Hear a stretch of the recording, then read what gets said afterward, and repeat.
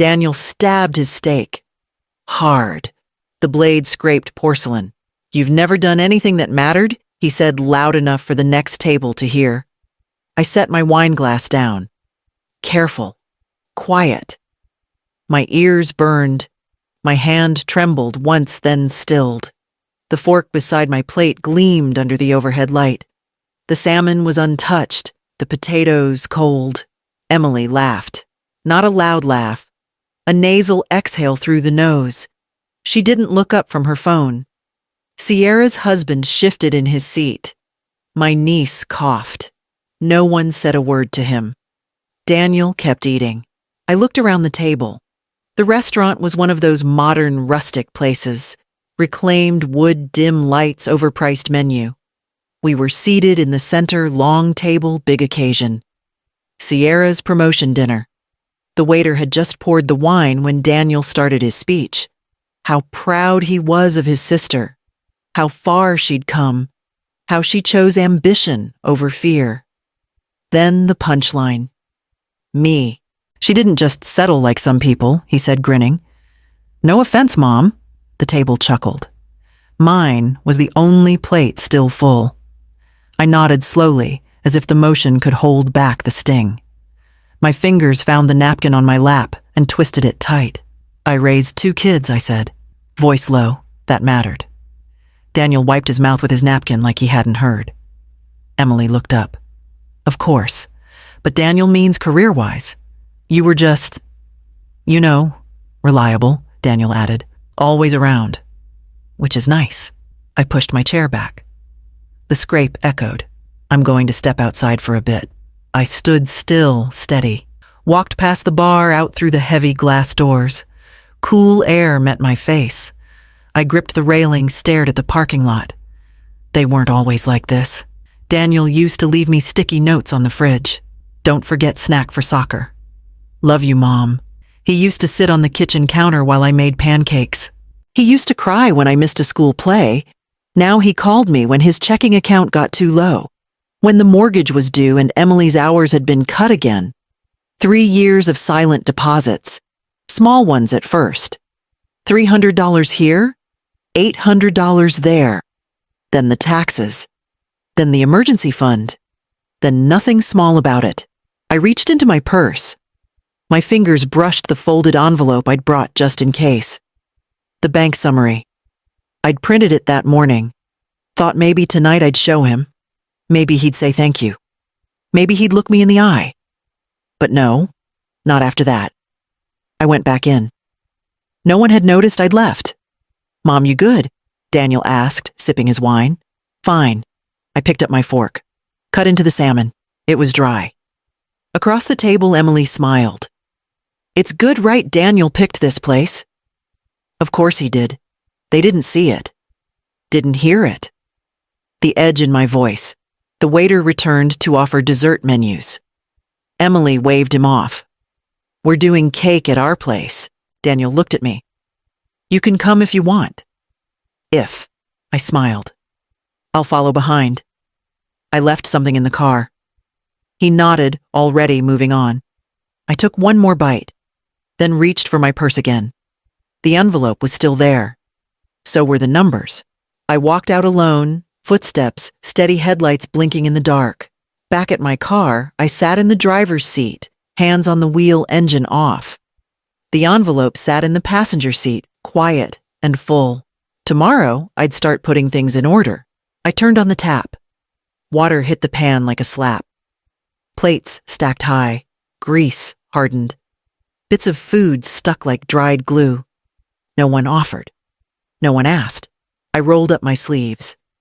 Emily sat on the couch legs, tucked phone glowing in her lap, scrolling, laughing softly at something that didn't involve me. The kids had vanished upstairs. A movie, probably, or headphones. I hadn't even gotten a hug goodbye. Daniel was outside on the deck talking with neighbors. He brought out a bottle of wine like it cost him something. I scrubbed the casserole dish until my wrist ached. The edges wouldn't come clean. Cheese and time had fused them into something permanent. Behind me, the TV buzzed low. A commercial for a vacation package, beaches, cocktails, happy couples. The sink gurgled. I switched to cold, rinsed, stacked, one by one. My back hurt. My hands were pruned.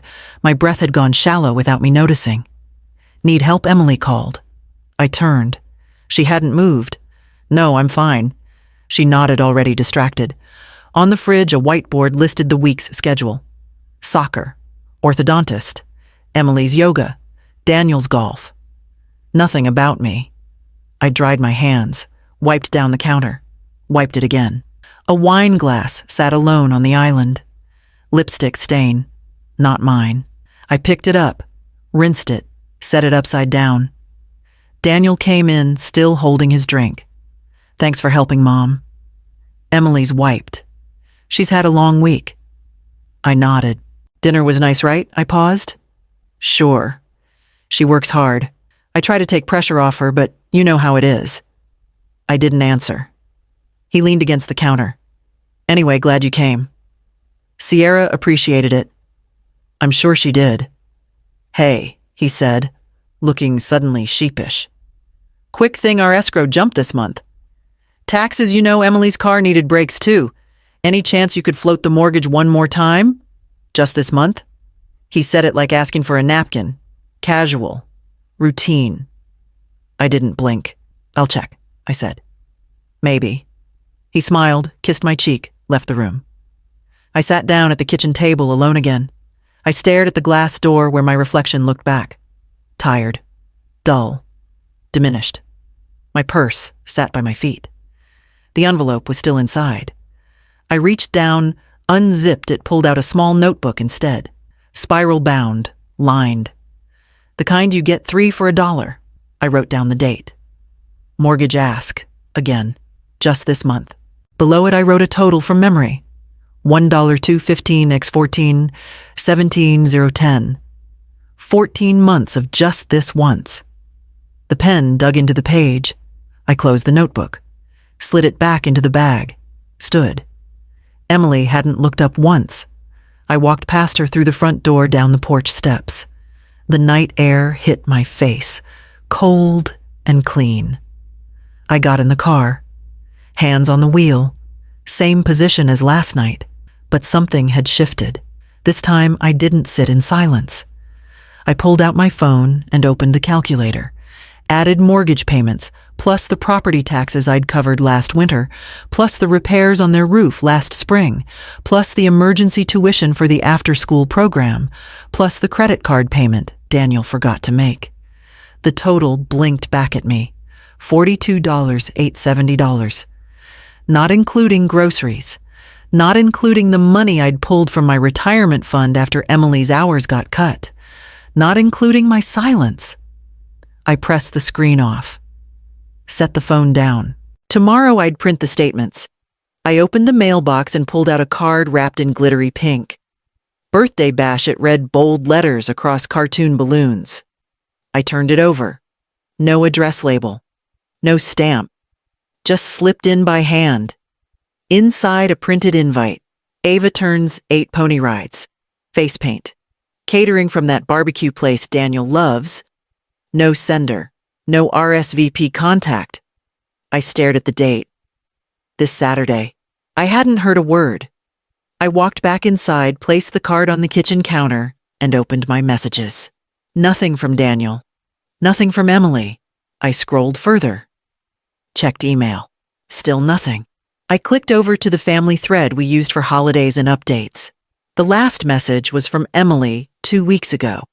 Don't forget to bring chairs for the bounce house area. Dozens of replies.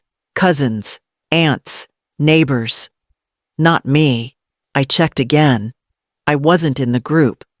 I stared at the card until the letters blurred. Ava had drawn me a picture 2 months ago. A wobbly heart with "I love Grandma" in purple marker. I'd taped it to the fridge. I pulled it down. I called my neighbor Janine. We played cards once a week. She was on that chat. I knew she was. Hey, I said. Quick question. Did you get an invite to Ava's party? A pause. Oh, yes, I thought you were going too. Emily said it'd be mostly close family. My stomach knotted. Maybe it was a mistake, Janine added, her voice low. I can text her. No need, I cut in. Just curious. I hung up, walked to the sink, ran cold water, pressed my wrists against the flow. Close family. I stood there a long time. Daniel had always been hard to read, but I used to believe he loved me.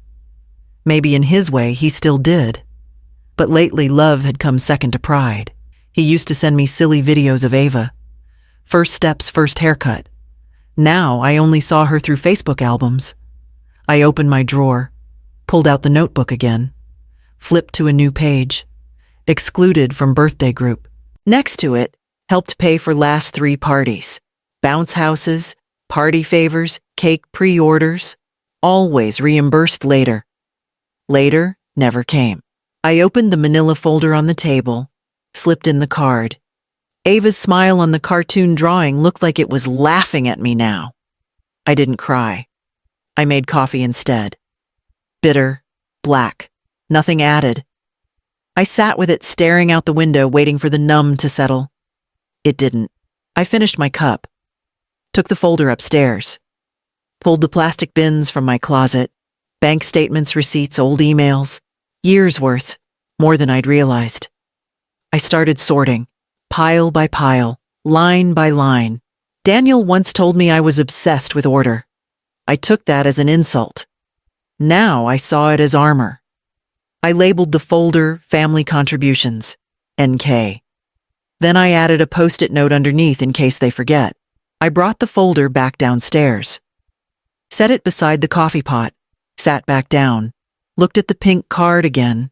The RSVP deadline had already passed. They weren't expecting me. I opened my laptop, created a new spreadsheet. I named it Withdrawals. I opened the door before he rang the bell. Daniel stood on the porch, keys in one hand, phone in the other. He smiled like he always did when he wanted something. Hey, Mom? I stepped aside. He didn't take off his shoes. Emily's in the car, he said, glancing back. Kids have practice in 20. Just needed a minute. I nodded. He sat at the kitchen table like he owned it. Same spot he always chose. Back to the window. Easier not to see what wasn't his. I poured coffee. He didn't ask. I didn't offer. Look, he started rubbing the back of his neck. I hate to do this, but we're in a bit of a bind again. It's the mortgage. Just 1 month. We'll be fine next cycle. Emily's freelance checks delayed. I sipped. He continued. It's just, with the party and the car stuff, it's been tight. I've got half. We just need the rest to hold things steady. He slid a folded paper across the table. The number circled in pen, $1.215. Same as last time. Same as the 10 times before that. I didn't reach for it. Daniel. I said, how many times have I covered this? Now, he blinked. It's not about counting. You said you were happy to help. I kept my voice level. I said I'd help until things stabilized. That was 2 years ago. He leaned back. You always make it about numbers. I didn't answer. I picked up the paper, ran my finger under the line he circled. Then I folded it again. I'll think about it. He sighed. It's due Monday. I nodded. Thanks, Mom, he said, standing. I knew I could count on you. He kissed the top of my head like I was the one who needed comfort. Outside, I watched him walk back to the car. Emily didn't even look up from her phone. They pulled away without waving. I locked the door, sat down, unfolded the paper, stared at the date, the account number. I pulled out my notebook. Mortgage ask number 15. Same amount, same line. No plan to repay. I placed it beside the folder, then opened my laptop and checked my own account. After the last wire transfer, I had less than $5,000 left in checking. I clicked through to savings. $10,000 there, untouched. Emergency only. This was an emergency, but not the kind they thought. I closed the browser. I walked to the filing cabinet in the hallway, pulled out a sealed envelope I'd hidden behind old tax returns. Inside the deed. The real house my house. Paid off years ago. Quiet. Unattached. No one else's name on it. I stared at the document. Ran a finger along the embossed seal. They didn't know I had this. No one did. I tucked it into the folder labeled Retain and set it back inside the cabinet. Then I printed the last 12 months of my bank statements. 3 pages each. Highlighted every mortgage transfer. Wrote no contract in red ink across the top. I paper-clipped the stack. Slid it into the binder. I hadn't said no yet, but I wasn't saying yes blindly anymore. I checked the time. 2 hours until the payment deadline. Plenty of time to decide. The printer blinked with a low ink warning. I loaded a fresh cartridge, printed the next batch receipts from Ava's orthodontist, which I had covered just until the FSA kicked in. I added a new tab to the binder. Labeled it Medical. I yanked the drawer hard. It stuck, then slid open with a groan. Inside lay years of papers crammed into crooked stacks. Bank envelopes, receipts, tax forms. I pulled them out one by one until the bottom showed a black folder wedged against the wood. I dragged it free. Dust rose. My name was scrawled across the front in blue ink from a pen long dried up. The spine bulged where I had stuffed too much. I set it on the kitchen table, hands flat. For a moment, I just stared. The house was silent except for the refrigerator hum. Then I flipped it open. Pages of bank transfers, checks photocopied, mortgage confirmations, property taxes, utilities, car repairs, student loan payments for Sierra. Every line item neatly dated, neatly totaled in my handwriting. It was like opening a diary written in dollars. I turned each page slowly. The totals climbed. 17,000, 34,000, 51, 62. I'd started this folder 2 years ago as a way to keep track until things stabilized. Instead, it had become evidence. A record of my slow erasure. I remembered the first emergency call. Daniel's voice low, embarrassed. "Just one mortgage payment, Mom." Emily in the background whispering. I'd said yes without thinking. It felt like family duty. Then the next month, and the next. Car insurance, roof repair, after-school program, plane tickets. I'd told myself it was temporary. I'd told myself it was love. I'd told myself he'd see me. I pressed my palm flat against the last page, feeling the raised ridges where my pen had dug deep. I wasn't weak. I'd worked 35 years to retire, paid off my own mortgage early, saved every extra shift. I'd built a small safety net with careful, boring choices. And now, most of it had been siphoned off without gratitude or acknowledgement. I reached under the folder and pulled out a smaller envelope I'd kept hidden there. Inside were my original retirement account statements, the ones before Daniel's temporary crisis. The difference between then and now made my stomach tighten. I took a deep breath and pulled my notebook from my purse. Added a new line under yesterday's entry. Total support to date 65 hours or 40. I underlined it twice. The number looked back at me like a stranger, like proof of something I'd known but refused to say out loud. I slid the notebook into the folder, closed the cover, and held it against my chest for a moment. The weight felt different now. Not guilt, not duty. Something closer to resolve. I walked to the hallway closet and reached for the lockbox on the top shelf. Inside the deed to my own small house, still only in my name. No liens, no signatures, but mine. My one unshared asset. I laid it on the table next to the black folder. The paper gleamed under the kitchen light. I didn't smile. I didn't cry. I just looked. Then I picked up the phone and scrolled to Ruth's number, the one I'd written on a sticky note weeks ago. She'd said, "If you ever want to make it official, call me." I pressed call.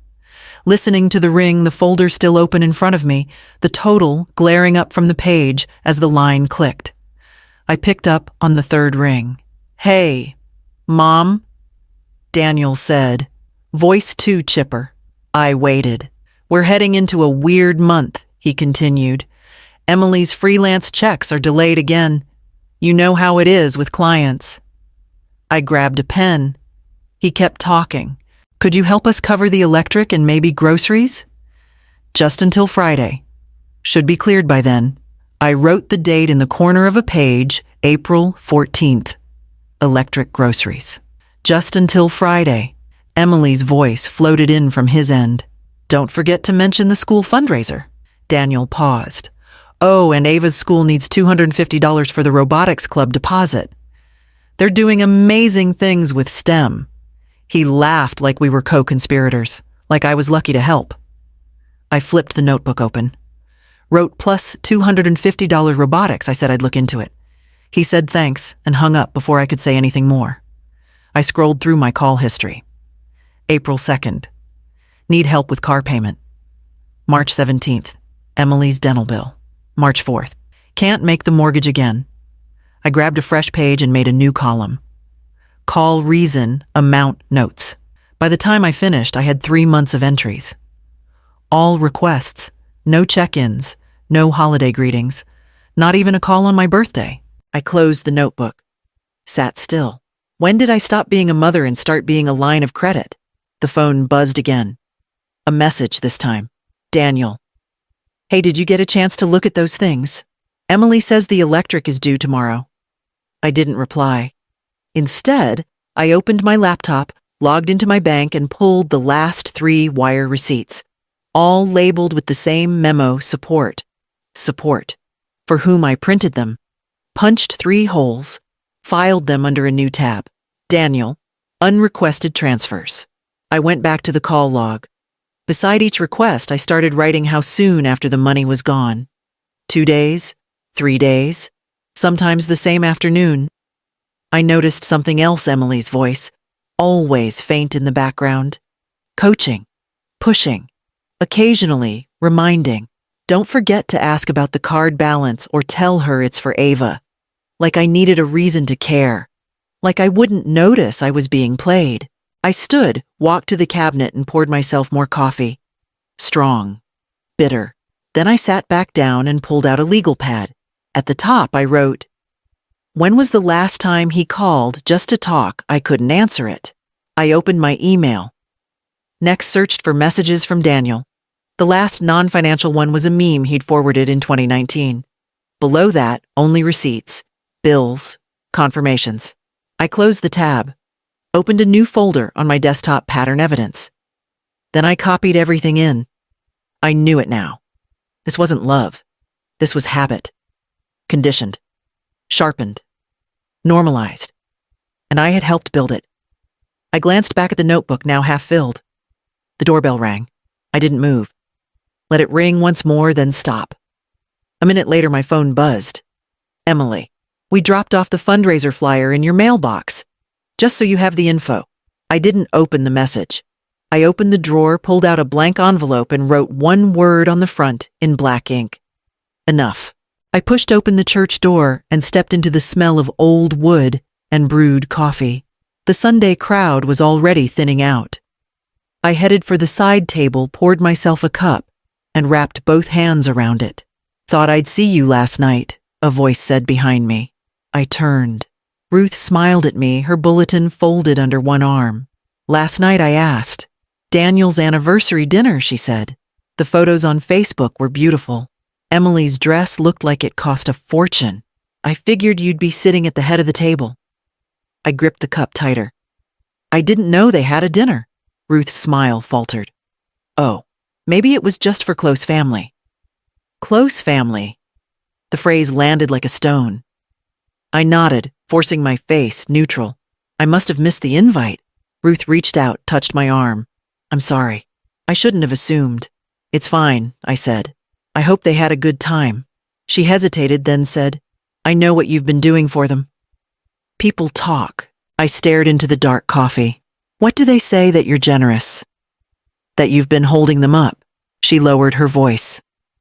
That maybe they take advantage. I didn't answer. I sipped instead. Bitter. Hot. She squeezed my arm once and drifted toward the door. "Call me later if you need to talk," she said. I stood alone in the fellowship hall, the murmur of others fading. The coffee cooled in my hands. I tried to picture the dinner, the table, the candles, Daniel giving a speech about commitment and family, Emily smiling at the applause, my chair empty. I walked out slowly past the bulletin board covered in photos of youth group trips. Ava's face beamed from one of them. "Thank you for sponsoring our robotics club," the caption read. My name wasn't listed. Outside, the autumn wind pushed against me. I pulled my coat tighter and headed for the car. On the passenger seat lay the black folder still open from last night. Receipts spilling out like a trail. I slid behind the wheel but didn't start the engine. Instead, I opened the folder and flipped to the most recent tab. Anniversary gift, written in my own handwriting. A check for $500 made out to Daniel 2 weeks ago, his request to help make it special. Underneath his text, thanking me for helping make the dinner possible. I traced the words with my finger. I'd paid for a dinner I wasn't invited to. I closed the folder and set it beside me. My phone buzzed. A notification from Facebook. A tag from Janine. A photo of Daniel and Emily cutting a cake, Ava standing between them, smiling. Under the photo, a beautiful evening celebrating love and family. Thanks to everyone who made it possible. I turned the screen off and placed it face down. I started the car. The folder slid a little with the movement. I steadied it with one hand, my grip firm the edge of the paper, biting into my palm as I steered toward home, already thinking of the next page I would add. I bent to wipe up spilled juice when I saw the corner of the envelope, wedged under the microwave, curled at the edge. Yellow and official. I pulled it out. Mortgage company logo. Red stamped letters past due, dated 4 days ago. I stood still, letter in hand, Ava humming in the living room, crayons clattering on the floor. The microwave buzzed above me, reheating her nuggets. I'd transferred the payment last Tuesday, same as every month. I peeled the envelope open. My name wasn't on it. Only Daniel and Emily. I scanned the letter. Missed payment. Immediate attention required. Account delinquent. The number at the bottom matched what I'd paid. I pulled my phone from my pocket and opened the banking app. Search for the last transfer. $1.215, mortgage support, 9:14 a.m. Tuesday. Status completed. I exhaled, then picked up the landline from the wall and dialed the customer service number printed on the letter. The hold music buzzed. Ava sang louder to match it. I turned down the microwave, pressed the phone tighter to my ear. Finally, a voice. "This is Logan with Greenview Mortgage." "How can I help?" I gave the account number. Confirmed their address. Asked about the payment. He paused, typing. "We did receive a transfer for that amount on Tuesday," he said, but it was reversed 2 hours later. "Sender canceled it." "Canceled," I repeated. "Yes, ma'am." The payment was initiated but then flagged by the sending account holder. We were told to disregard. I felt my mouth go dry. "Thank you," I said. I hung up. I stood there, the cordless phone heavy in my hand, the letter burning in the other. Daniel had reversed it. Or Emily. Someone logged into the account. I used my account and stopped the payment I'd made. I checked my phone again. The banking app still said, completed, but the small print below showed the reversal tucked under transaction history. Refund processed. Balance returned. No one told me. They let me believe I'd paid it. Let me sleep at night thinking their house was safe because I'd done what I always did. But someone had gone in behind me and canceled it. Why I folded the letter, slid it back into the envelope, and placed it in my purse. Ava wandered in holding a drawing. "Grandma? I made you a giraffe." I took it with shaking fingers. "It's beautiful. Daddy says we're going to a hotel this weekend if the power gets shut off," she said, chewing on her sleeve. I crouched to her level. "Did he really say that?" She nodded. "But Mommy told him not to tell you." My throat tightened. Want your nuggets now? I asked. She beamed. Extra ketchup, she said, skipping back to the table. I pulled my phone again. Typed a message to Daniel. Just checking in. Did everything go through with the mortgage? No reply. I didn't expect one. Instead, I opened the notebook and wrote the date, the time, the letter, reference number. Mortgage payment reversed. No notification. Found physical notice under microwave while babysitting. I flipped to a new page and labeled it Access. Then wrote, Who has my banking credentials? When did they start using them? Without telling me, I reached for the folder on the counter, pulled out a fresh divider tab, labeled it Tampering, and slid in the envelope. I spread the folder across Ruth's kitchen table. Pages, tabs, receipts. Labeled, numbered, cross-referenced. She didn't speak for the first few minutes, just flipped slowly, fingertips moving steady over every copy. Her glasses sat low on her nose. 65,000, she finally said, eyes still on the paper. And that's just what you can prove. I nodded. Ruth closed the folder. Do they even know I shook my head? She leaned back, folded her arms. And they think you're just helping out. Quiet, easy help. They don't think anything. They don't ask. Her jaw flexed. I let them, I said. I made it easy. You made it survivable, Ruth replied. I took a sip of coffee. Lukewarm, bitter. She tapped the folder. This is clean, organized, and damning. I looked at her. If you ever need it, she said, this becomes a case file. I'm not going after them. Not yet, she said. But you're not standing still anymore either. We sat in silence for a while. Outside, a delivery truck rumbled past. Her old lab mix thumped his tail under the table.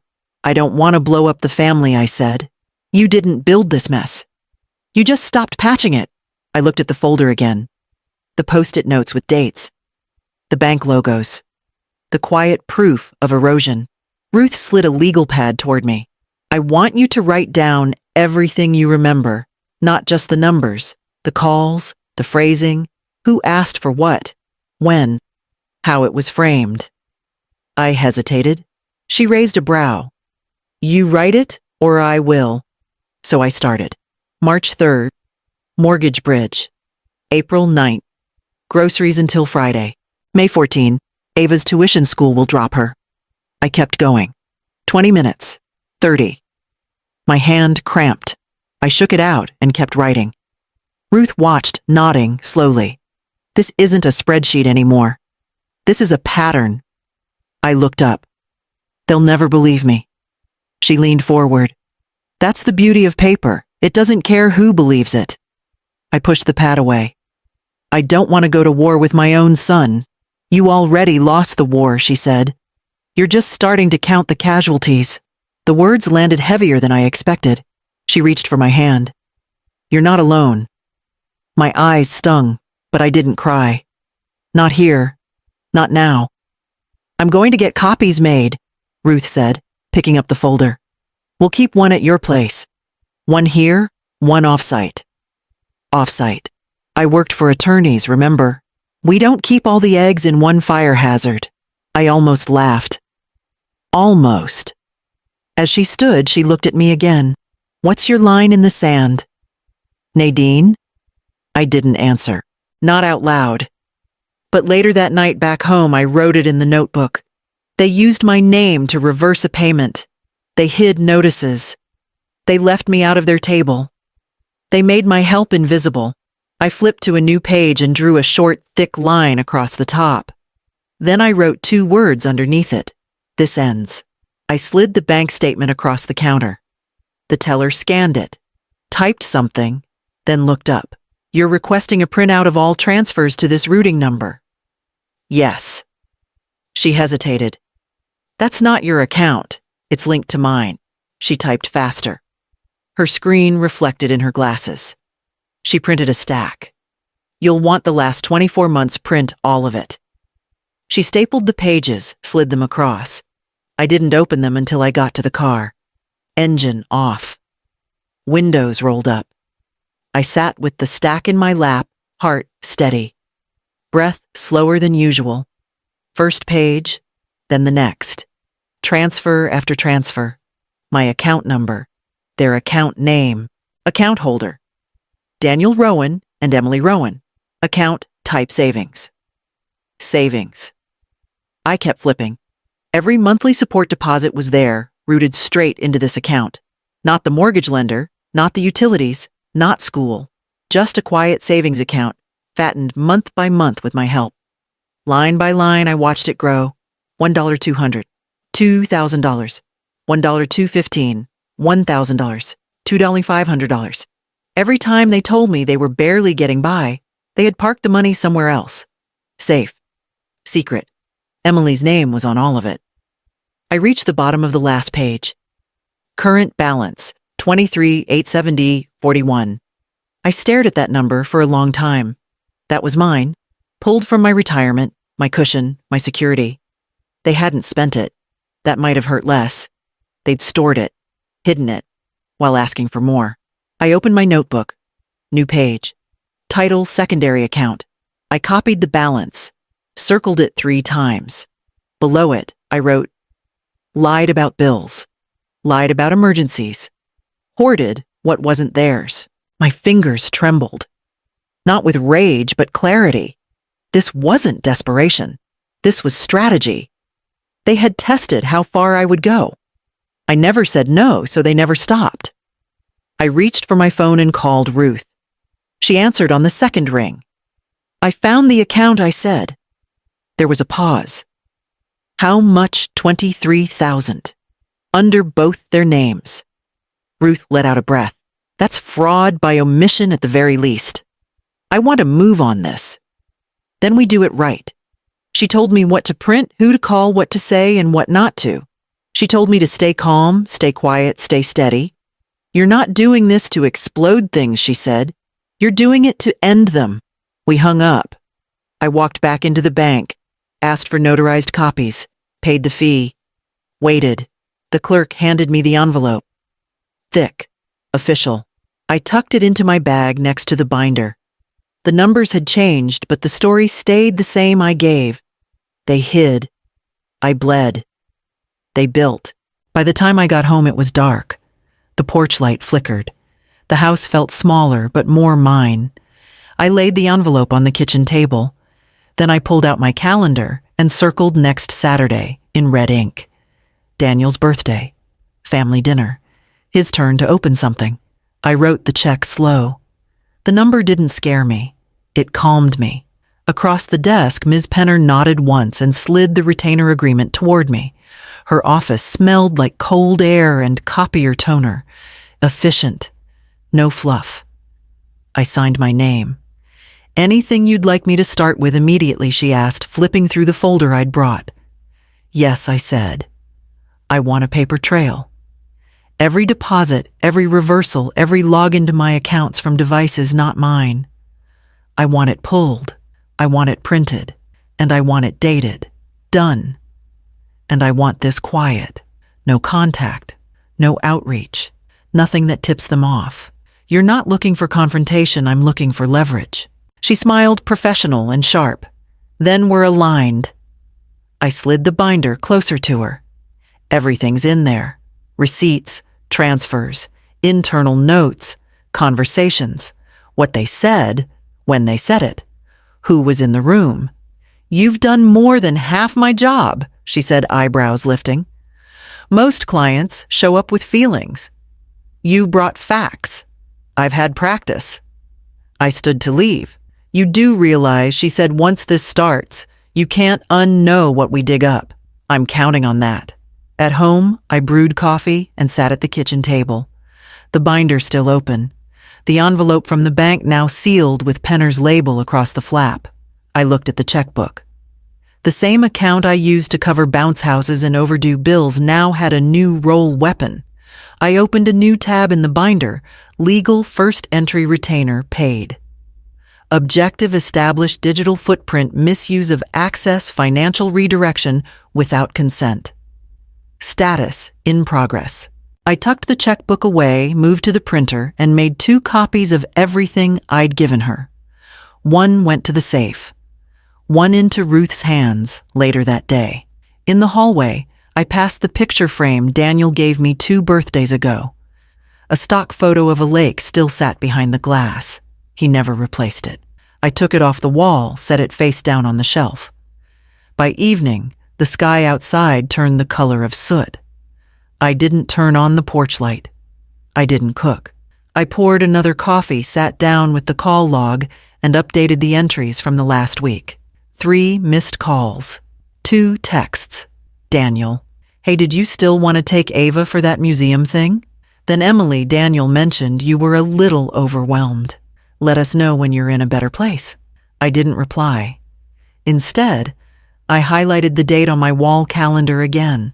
Saturday, Daniel's birthday. I'd offered to host. They'd accepted without hesitation. I opened my email. Drafted a note. Subject: dinner confirmed message. Looking forward to celebrating Daniel. I've prepared something special. No lies. Just not the kind they expected. I hit send. Then turned off the lamp. The folder stayed open beside me. The page that mattered most stared up under the light account number 045. Balance 23,870.41. Holders. Daniel Rowan, Emily Rowan. I placed my hand over the numbers, not to hide them, to mark the ground I now stood on. I opened the door before she knocked. Emily stood there alone, coat unbuttoned, folder in her hands. Hi, Nadine. She smiled a little too wide. Got a quick favor? Just a formality. I stepped aside. She walked straight to the table like she'd been here 1,000 times. She spread the papers out, aligning the edges. Venue deposit for the wedding. We've locked in the country club. Big discount if we pay today. She slid the top page toward me. They just need your co-signature. Purely procedural. Nothing binding. I poured coffee. Took my time. Set 2 mugs down, but she didn't touch hers. Daniel mentioned you were happy to help, she added. It'll make things so much easier. I picked up the pen. Turned the paper around. It's a lot of money, I said. It's refundable after the event, she said quickly. We'll handle everything. This is just so they can hold the date. I smiled. Warm. Calm. Of course. Her shoulders relaxed. Thank you. This means so much. I skimmed the fine print. My pen hovered over the signature line. In the margin next to the date, a blank section for additional conditions. I wrote in steady block letters. All funds advanced by cosigner remain her property until reimbursed. Then I signed. Emily's eyes flicked to the clause, but she said nothing. Maybe she didn't understand. Maybe she thought it was harmless. Done, I said, handing her the pen. She signed her part. Slid the paper back into the folder. You're a lifesaver, she said. We'll send you the receipt once it clears. I nodded. Please do. She gathered the papers, but I stopped her with one more sheet. Initial here too, I said, tapping the margin where my clause sat. She blinked, then scribbled her initials. Anything else, she asked, trying to sound light. No, I said. That's it. She zipped the folder shut. We'll invite you to the tasting next month. It's going to be beautiful. I'm sure it will, I said. She left in a rush coat, flapping folder clutched tight. I closed the door and leaned against it for a moment. The house was silent. On the table lay my notebook.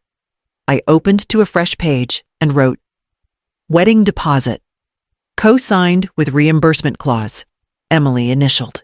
Underneath, no verbal promises accepted from this point forward. All in writing. I underlined it twice. My phone buzzed. A text from Daniel. Thanks, Mom. You're the best. I didn't answer. I stared at the words until the screen went dark. In the kitchen, I pulled out the lockbox, added a copy of the signed contract, and slipped it behind the bank statements. The clause felt like a switch flipped in my chest. Not anger, not revenge. Just a clean shift of weight from their side to mine. I poured another cup of coffee, sipped slow, and looked at the calendar on the wall. Saturday circled in red ink. Daniel's birthday dinner. I closed the notebook, slid it into my bag, and began gathering the papers for Ruth. I clapped when they held up the silverware set, laughed when the ribbon crown slid off Emily's head, posed for a photo with my hand on her shoulder like it was natural. It wasn't. But no one noticed. The dining room buzzed with polite chatter. Crystal glasses, lemon cupcakes, folding chairs with pastel ribbons, the kind of suburban elegance that photographs better than it feels. Emily moved from gift to gift like a game show host. Her mother teared up twice. I stayed dry-eyed and smiling. I brought a wrapped box like everyone else. Inside, a towel set from their registry. I bought it weeks ago. Paid in cash. No one could say I didn't contribute. "Let's hear from the mother of the groom," someone said. Heads turned. I stood, smiled wider. "I'm just happy he found someone who knows how to make him show up on time," I said. Chuckles. I sat. Behind me, Ruth's hand grazed my arm as she passed.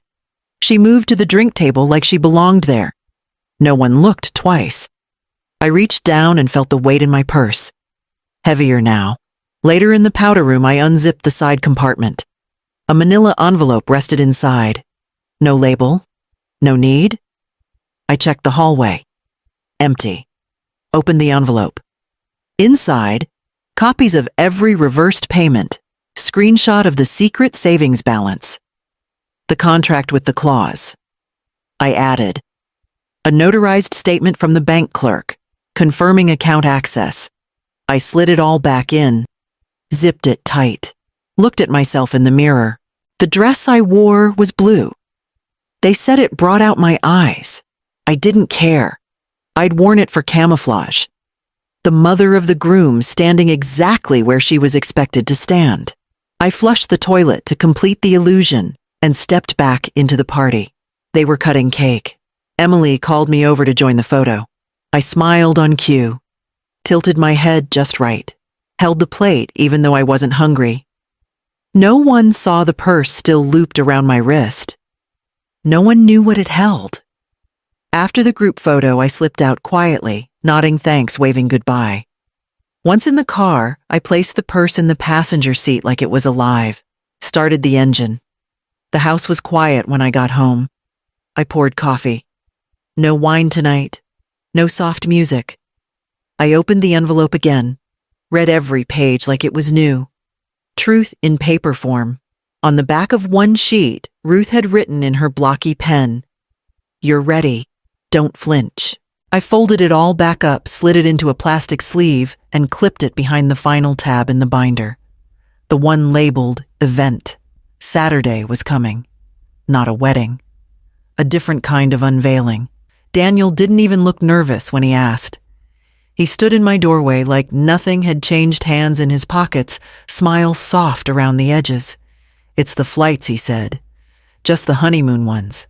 We got everything else covered." I leaned against the counter. Let him talk. "We already booked the resort, Emily's dream spot, oceanfront breakfast included. Just need to lock in the flights before the price jumps again." He laughed. "You know how it is." I nodded like I did. He cleared his throat. "It's not a big ask, Mom. Just the upfront.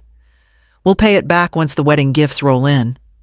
"How much to $100? I know it's a lot." "I wouldn't ask if I'll transfer it tonight," I said. He blinked. "Really?" I smiled. "Of course." He exhaled, stepped forward to hug me. "You're the best. Seriously. Emily's gonna be so relieved." I hugged him back. Didn't flinch. He left whistling, got in his car, and drove off like he had no weight left on his shoulders. I shut the door and locked it. That night, I logged in, scheduled the transfer for 2 as of 3 a.m., watched it clear. Then I opened the second tab, the one Ruth and Penner helped me set up. Account settings, security, revoke shared access, enable transaction lock click. Click, confirm, done. That account was now frozen. All future withdrawals would require in-person verification. By me. No shared logins, no linked devices, no calls from Daniel's phone, no digital nudges from Emily. Nothing moved unless I said so. I printed the confirmation, added it to the binder. I brewed coffee, black, sat down in the kitchen and waited for the sun to rise. The next afternoon, Daniel called. Hey, he said, tone different. We tried booking the flights, but the transfer's not showing up. It cleared, I said. Yeah, but it bounced back. Something about a security hold. Huh? I said. Strange. Long pause. You didn't do anything right. I sent what you asked for, I said. Nothing more. Another silence. Then Emily's upset.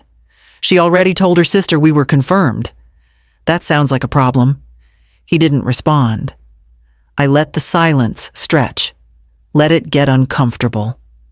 Mom, what's going on? He finally asked. I'm keeping records now, I said. I like to know where things go. He started to say something, stopped, then muttered, Okay, I'll figure something out. You usually do. He hung up. No thank you. No apology. Just gone. I wrote it down in the log request, $200. Honeymoon flights. Granted. Account locked 6 hours later. Response confusion, no gratitude. Pattern consistent. I closed the binder and stared at the wall. The faucet was off. The reservoir was closed. They didn't know it yet, but the drought had started. I stood. Forks clinked. Glasses paused midair. Daniel's voice froze mid-toast. I placed the binder on the table. Center. Between the champagne bucket and the flower arrangement, Emily bragged about ordering from a boutique florist, not one of those grocery store places. The binder made a soft, heavy sound when it hit the linen. Emily laughed, nervous. Is that your toast, Nadine? No, I said. It's the bill. I flipped it open. Page 1, bank transfers. Highlighted. Initialed. All from me. Daniel blinked. Emily's smile twitched. Page 2, mortgage payments. 28 entries. Everyone with a note requested by Daniel or Emily. I didn't need to say a word. The pages said everything. Page 3, credit card bailouts, student loans, car repairs, flight upgrades, tasting deposits, tooth fairy money, $65,000. No one moved. I've supported this family quietly for 2 years. I said, my voice calm. Steady. Tonight I thought it was time to show you what that looks like. Emily reached for her wine. Her hand shook. The glass tipped. Red splashed across her dress. She gasped, stood too fast, knocked her chair back. It hit the floor hard. Daniel stayed seated, pale, still, his mouth slightly open. You made me feel small in rooms I paid for, I said. You made me feel old, irrelevant, weak. But you built your lifestyle with my hands. Every flight, every dinner, every lie. His jaw flexed. I turned another page. I didn't come here to argue, I said. I came to document. My eyes swept the table. Aunts, cousins. Ruth, seated near the end, said nothing, but watched everything. This is your engagement dinner, I continued. Your big moment. I won't take it from you. I closed the binder. I just wanted the truth to be invited too. Daniel pushed his chair back, stood, but said nothing. His hands twitched near the binder like he wanted to shove it away, but didn't dare. Emily dabbed at her dress. Her eyes locked on mine, no more smile. Just sharp breath and wounded pride. I slid the binder toward them. Keep it, I said. You'll need it for the tax write-off. A few people laughed. Uncomfortable low. One of the cousins coughed and excused herself. Ruth stood slow and solid. Nadine, she said, I'll walk you out. I nodded. I didn't rush. I let them sit in it. The silence. The shame. The math. Outside, the air felt lighter. Ruth held the door as I stepped into it. She didn't say anything until we reached the car. Well, she said that was cleaner than court. It's not finished, I said. She smiled. No, but they finally heard you. I got in, started the engine. and watched through the windshield as the windows of the restaurant glowed behind me. One silhouette moved. Daniel standing still. He didn't follow. He just stood there. Not one step closer. I pulled out slow and turned toward home. The next step wasn't his. It was mine. No one called the next day. No text. No email. Not even a passive-aggressive emoji from Emily. I cleaned the kitchen. Watered my plants. Answered Ruth's message with one word, fine. The day after that, the phone rang. Unknown number. Mrs. Rowan, a man's voice. This is Joseph from Belridge Bank. I just wanted to confirm a freeze request was filed on a joint account ending in 1042. Yes, I said. Another pause. Just making sure. It's unusual for it to come from a secondary holder. It's not anymore. He didn't argue. Understood. I hung up and marked it down in the ledger. 2 hours later, another call. Local area code. This is Rachel Emily's mother. Tight voice. Polite, but clipped. We didn't know. The money. The mortgage. None of it. I waited. I assumed Emily and Daniel had it handled. We never wanted to take advantage. You didn't, I said. They did. A pause. If I had known. You didn't ask. She hung up first. That night I slept. No tossing. No math circling in my head. No half dreams of bills or guilt or Daniel's voice saying just one more favor. In the morning, Ruth called. Check the thread, she said. I opened the group chat I hadn't touched in weeks. It used to be filled with party planning and fundraising links. Now quiet. Then Cousin Jenna. Anyone else not know about the $65K Uncle Terry? Wait, what Aunt Lee said, I heard it at dinner. It was a scene. Cousin Jenna again. She had receipts, like literal ones. I closed it. An hour later, my phone buzzed again. Voicemail from Daniel's work. Hi, this is Mark Roth from Aileron Digital. I'm Daniel's manager. I'd like to speak with you regarding some information that surfaced recently. I deleted it halfway through. He wasn't going to lose his job, not because of me, but his story had slipped. Cracks had spread. Someone, maybe a client, maybe a coworker, had asked questions. They were starting to look at him the way he used to look at me. Dismissive. Doubtful. By Thursday, the silence wasn't just private, it was organized. I wasn't invited to anything, but neither was Daniel. The dinner circuit stopped tagging him. The church newsletter listed Ruth for community outreach instead of Emily. People didn't accuse, they just adjusted. At the grocery store, Mrs. Breckenridge gave me a knowing smile and said, "You're looking well." I nodded. I am. At home, I made coffee and read the paper for once. Midway through the crossword, the doorbell rang. I opened it. Nobody.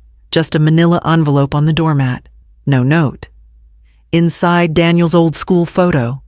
The one I kept on my fridge for years but hadn't noticed missing. A sticky note was stuck to the back. Did you have to humiliate us? I folded it. Tucked it into the ledger. Not because it hurt. Because it confirmed one thing. They finally understood what I'd built. Because now they missed it. Daniel showed up without warning. No text first. No quick call to test the water. Just a knock, then his face at my door. I opened it. He stepped inside before I said yes. "Mom," he began, "we need to talk." I crossed my arms. Waited. He ran a hand through his hair the way he did before a sales pitch. "Look, Saturday was dramatic. Maybe too dramatic. Emily's been crying. Ava's confused. I'm getting calls from people I don't even know. It's bad." I kept my eyes on him. He sat at my kitchen table, elbows on the wood, staring at the mug in front of him, like it might speak for me. "We can clean this up," he said. "Make it right." I poured myself coffee. Set the pot back without offering him any. "We've been thinking," he went on. "If you keep helping us, we'll make sure everyone knows. Credit where it's due. We'll tell people you're the reason we're stable. You'll be part of the story, the matriarch, the one who built it." My fingers tightened around the handle of the mug. "Mom," he asked. I stayed quiet. "You don't have to feel invisible anymore," he added. "We'll show you off. People will see how much you've done." I sat down opposite him. The binder sat on the counter just out of reach. Closed. Heavy. Known. He looked around the kitchen. "We'll even put your name on the wedding program. Special thanks. Made possible by Nadine Keller. We'll pay you back once things even out." I took a slow sip. He frowned. "You're not saying anything." I set the mug down. "I'm listening." "Then what do you think I studied his face?" He looked older than he had last week. A faint gray at his temples. Eyes darting, checking my expression for a crack. I didn't give him one. "I'm trying here," he said. "You've always been the fixer. We can fix this." I rose from the chair, walked to the window. The blinds were half open. Sunlight hit the edge of the table where his hands lay. He said softer, "Now I can't lose you, Mom." I turned back. "You already did." He blinked. "I didn't humiliate you," I said. "I documented you." His mouth opened, then closed. "I'm done funding lies." He stood slowly. "Don't do this." "Not now." I already did. For a moment, neither of us moved. The clock ticked once, twice. Finally, he said, "Emily thinks you'll change your mind. She says you always do." I picked up my mug again. Not this time. He stared at me, then at the binder, then at the door. He walked to it, opened it, hesitated like he might turn back. He didn't. The door shut softly behind him. I stood alone in the kitchen, the coffee cooling the air still. Then I reached for the binder, opened it to the last tab, labeled Exit, and pulled out the envelope Ruth had prepared for me. I signed my name clean. No hesitation, no flourish. Just one signature after the other on the account closure form, on the property reassignment, on the final notice Ruth helped me draft. The bank manager glanced up. "You're removing yourself from the joint account." "No," I said. "I'm removing them." She paused, unsure, then nodded. Understood. One more form slid across the desk. I signed it too. They'd get the notification within 24 hours. The account was no longer shared. The funds were no longer pooled. The access gone. I walked 2 blocks to the county records office, asked for the property deed change, brought every document they needed, paid the small processing fee in cash. The clerk typed, scanned, stamped. "You're reassigning it solely to yourself." "That's correct. And this was your previous family home." "Still is," I said. "Now it's just not their fallback plan." She slid me a certified copy. I folded it carefully and tucked it into a fresh envelope addressed to Daniel. Back home, I placed the envelope on the kitchen table. Next to it, one for Ruth. One for Penner. Each sealed, each labeled. I double-checked the checklist Ruth had emailed me. Freeze accounts. Remove access. Notify legal update property title. Notify involved parties. I printed the email. Initialed every line. The last thing I did was open the linen closet. Inside, 2 shoeboxes, one with old family photos, the other with Ava's drawings. Crayon flowers, smiling stick figures labeled Grandma. I didn't throw them away. I packed them carefully into a plastic bin. Sealed it. Wrote, "Keep on the lid." There was a difference between memory and access, between love and liability. I sat on the couch with the binder beside me. The exit tab opened the documents stacked in quiet order. At 4 p.m., I walked to the mailbox and dropped in the 3 envelopes. Daniel's had no note, no threat, no apology. Just facts. He would read the title transfer, see the account statement, realize there was nothing left to dip into, nothing left to borrow. I returned inside, locked the door, and sat at the table again. The house didn't feel empty. It felt full for the first time in years, with air that belonged only to me. I wrote the check in black ink, made it out for $1, wrote void across the middle, bold. Sharp. Final. I slid it into a white envelope, folded a note to go with it. No longer available for emotional or financial overdraft. No signature, no return address. Just their names on the front, Daniel and Emily Rowan. I sealed it and placed a single stamp in the top corner. Walked it to the post office myself. Handed it across the counter. The clerk didn't ask. She just dropped it into the bin. That afternoon, I cleaned out the last drawer in the study. Bank files, utility bills, printouts from the years I tried to keep their life stitched together. All of it stacked, sorted, labeled, boxed. A small folder marked Archive stayed. The rest I carried to the shredder, fed in sheet after sheet. The sound was clean. No drama. No heat. Just paper becoming nothing. At dusk, I pulled out the spare key to Daniel's house, the one they never asked for back. I placed it in a dish on the counter. Left it there. Didn't need it anymore. The next morning, Ruth stopped by. No small talk. Just a nod, a hug, and a manila folder. Final filings, she said. You're clear. Nothing links you now.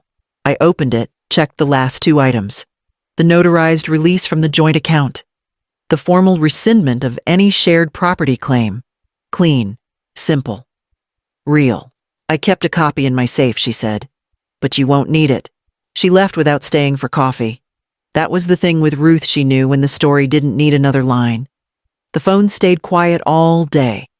No texts, no protests, no angry call about the void check. I sat on the porch as the mail truck rolled by, watched the driver slide envelopes into each box. He passed my house without stopping. Good.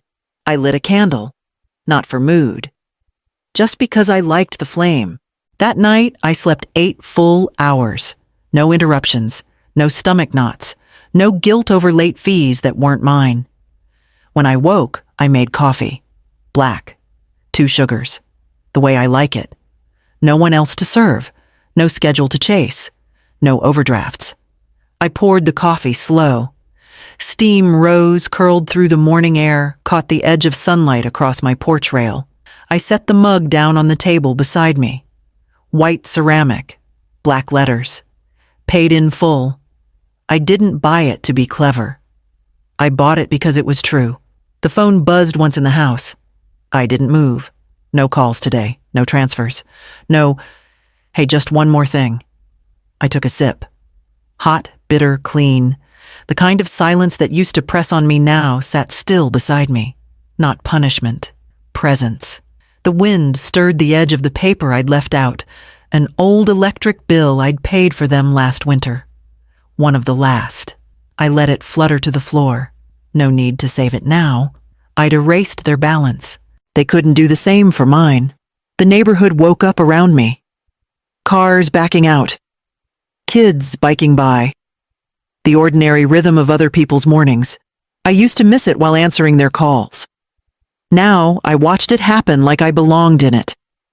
A bird landed on the rail, pecked twice, flew off.